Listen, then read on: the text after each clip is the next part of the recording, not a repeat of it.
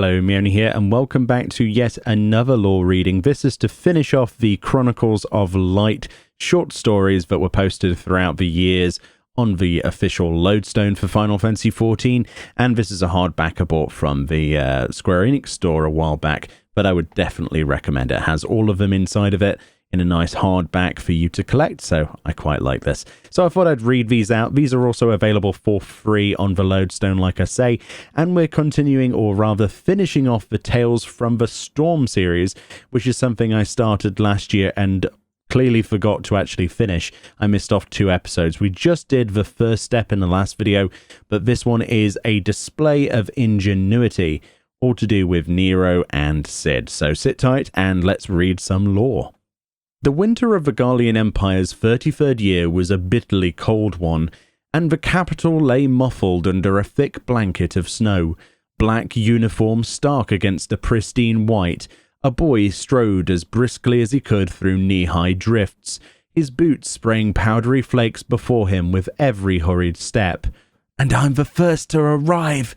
The boy huffed in satisfaction as he stood before the main entrance to the Magitech Academy's central library, having sprang up the stately stone steps 2 at a time, brushing his silvery hair out of his eyes.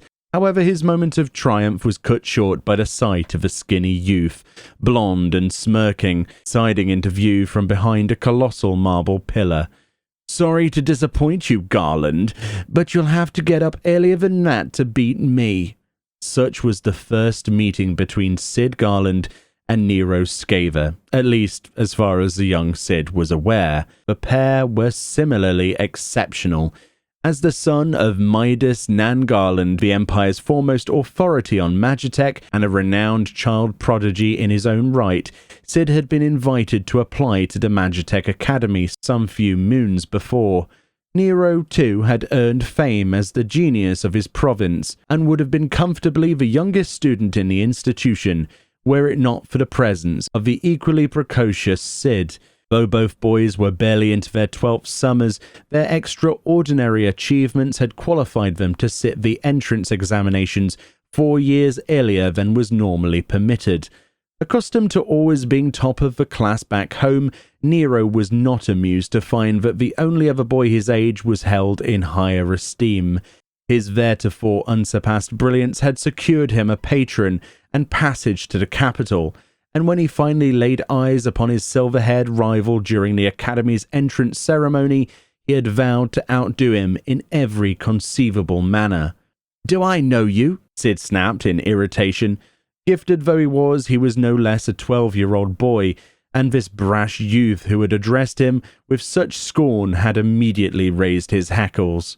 "You should, but I don't suppose you've any time for peasants from the provinces," Nero shot back. "The name's Scaver, Nero Scaver. I'm the one who's going to upstage you at the exhibition by taking home first prize." The Imperial Youth Magitech Exhibition was a showcase for aspiring engineers from across the Empire to submit their Magitech creations for expert appraisal. Cid had entered an invention a year before joining the Academy, going on to become the youngest ever participant to win the event's highest honor, and it was to research his submission for this year's contest that he had endeavored to arrive at the library just as it was due to open its doors for the day. Cid knew that many of the other students regarded him as the person to beat, but none had gone so far as to declare their rivalry directly to his face. As such, Nero's cocksure challenge flustered him more than he cared to admit. From that day onwards, Nero made a habit of antagonizing Cid at every opportunity. If Cid should borrow a research volume, he would declare its content elementary. If Cid was using the workshop's lathe to make a part, its quality would be substandard. Even the selections Cid made at the lunch hall did not escape judgment, invariably befitting the palate of an infant. "Damn you, Nero," Cid fumed to himself as he worked to assemble the delicate pieces of his submission.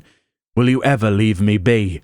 And so the months passed. Spring came at length, though the weather refused to acknowledge it, the snow showing no signs of melting as the capital shivered in winter's lingering chill. Yet despite the cold outside, the exhibition hall was stifling, the air heated by the frenzied activity of the many students within. Wearing variously panicked expressions, they bustled around their respective pieces, desperate to ensure a smooth performance for the contest's final and most heavily weighted category, the practical demonstration. Sid himself was busy testing each component of the flying machine he had constructed, focusing intently upon the flapping motion of his invention's ether-infused wings. "You don't honestly think a flimsy toy like that will impress the judges?" A voice dripping with disdain prodded at Sid's consciousness, shattering his concentration. Not now, Scaver. My hypercurrent cannon will garner 10 times, nay, 100 times the interest." Nero had arrived, cradling a sleek tube in his arms, which he now proudly presented for Sid's inspection. Though his soul cried out to tell him where to shove it, Sid's better half reasoned that he would gain nothing from rising to this obvious provocation, and he continued working on his own device in determined silence. An instant later, a deafening roar reverberated around the auditorium.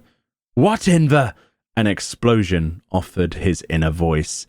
Surprising a smile, Sid stood up to see whose invention had met with misfortune, but rather than twisted pieces of magitech, his questing gaze picked out a group of soldiers emerging from a haze of drifting white smoke. They belonged to no legion. The mismatched equipment, the unshaven faces, the unkempt hair, it all pointed to one thing: rebels. The initial moment of shock was broken by a single piercing scream, and then the hall dissolved into chaos. Students clambered over each other in their haste to flee, abandoning their precious works without so much as a backwards glance. This is an outrage," stammered Nero, the sight of armed dissidents sending cracks through his usual veneer of self-assurance. "How did this rabble slip into the capital?" Sid appeared stunned by the scene unfolding before him. But though his body was slow to respond, his mind was already assembling the puzzle of the who, the what, and the why. As he watched, the apparent leader of the insurgent group quickly scanned faces in the exhibition hall and turned to bark orders to his fellows. "The target's not here! You lot keep the Imperials at bay. The rest of you upstairs with me." A handful of rebels then began erecting barricades and ejecting clumps of cowering students, while their comrades headed towards a nearby staircase. "We're looking for someone." The moment Sid whispered the words out loud, he knew.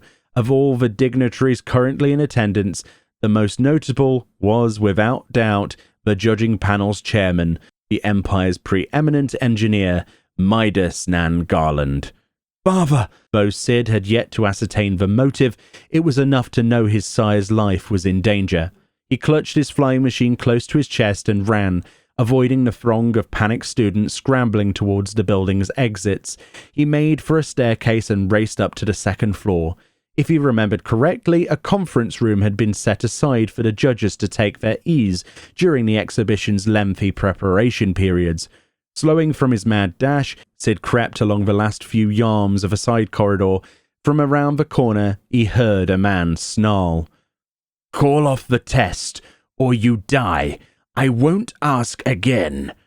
All the pieces fell into place. His father had scarce been at home this past moon, his time spent travelling back and forth between the capital and Beaujar's citadel in the frontier lands, where some important and confidential experiment was taking place at the behest of the Emperor himself. And the garb of these rebels seemed to match the descriptions he had read of that Providence's people. Their plan was obvious now. By taking his sire prisoner, they hoped to put a stop to whatever it was he was working on, imagining his experiment a threat to their home. The military would be reluctant to endanger the father of Magitech, and thus they need not fear any heavily armoured reprisals, in the short term at least. "After Daddy, are they?" Sid jolted in surprise, almost dropping his flying machine.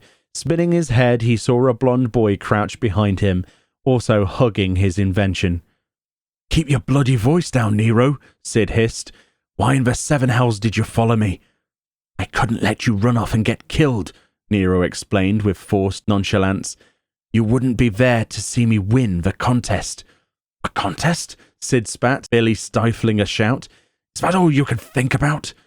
"Only till I've won it," came the reply, And while I'm certain my cannon will take first prize, it will be a hollow victory without your submission sitting there below it on the podium." Incensed, Sid closed his eyes and took a deep breath, but in that moment an idea came to him. His eyes snapped open and flickered between the Magitech devices they still held in vice-like grips. "If you're so keen to have our entries judged," he whispered, fixing Nero with a stare, "help me save the judges." Thus began an unprecedented collaboration between the two young prodigies. Concealing themselves within a sanitation closet, they proceeded to strip down the hypercurrent cannon and attach it to the flying machine, all without a word of disagreement passing their lips. The result was a rudimentary combat drone. "We've created an airborne Magitech turret," Nero crowed in delight. Ignoring his companion's enthusiasm, Sid fiddled with his half of the control module they had pieced together from the leftover parts. The compact ceruleum engine snorted comically as it whirred to life, but despite the additional weight, the newly built turret lifted smoothly off the floor, its ether wings beating slow and steady. "Right," Sid looked up, satisfied that the device was operational. "I'll do the flying, you do the firing." "As you command, Master Garland." Nero threw wide the closet door, and Sid sent the drone hurtling down the hallway at maximum speed. Once around the corner, a crackling burst from the cannon struck the rebel standing guard. His limbs twitched spasmodically as he fell senseless to the floor. Without slowing, the buzzing machine barreled into the conference room, its breathless operators a few steps behind. "It's the army!" The Bosgians scrambled to bring their weapons to bear, their leader stepping forward to answer the sudden intrusion. "Stop right there," he demanded. "We have a hostage!" And there his words devolved into an agonized scream as a bolt of energy struck him squarely in the chest. "Enjoy that demonstration!" Nero jabbed at the firing button with fiendish glee. The arcs of crackling lightning filled the room. A small while later, the Imperial Guard arrived at the auditorium. The Emperor's finest duly cut through the defenders downstairs and stormed the upper floor, only to be greeted by the sight of a heap of unconscious insurgents and a glassy-eyed Midas Nan Garland, all victims of Nero's indiscriminate display. Once every trace of the incident had been swept away and the affected parties afforded sufficient time to recover, the interrupted exhibition held its awards ceremony. The identity of the winner came as no surprise to anyone, or rather the winners. First prize was awarded to Sid Garland and Nero Scaver in honor of their jointly created Magitech turret. "Something troubling you, Chief?" Sid's head snapped up at Jesse's query, leaving his hand with no beard to stroke. "Oh, no. I was just thinking about the old days." Jesse raised an eyebrow. "Anything to do with the data you requested?" It was true that ever since he had asked for a certain research file to be smuggled out of the Empire, Sid had perhaps indulged in more brooding than was healthy. He had work to do, he knew, and the stakes could hardly be higher. "Worried about me?" he teased, forcing a smile. "I'm fine, Jesse. I've made peace with the past. Besides," he continued, the grin genuine now, "the memories aren't all bad." The time for deliberation was over. Nodding to his colleague, Sid Garland, Master Engineer, strode off to join his companions in their fated and final confrontation.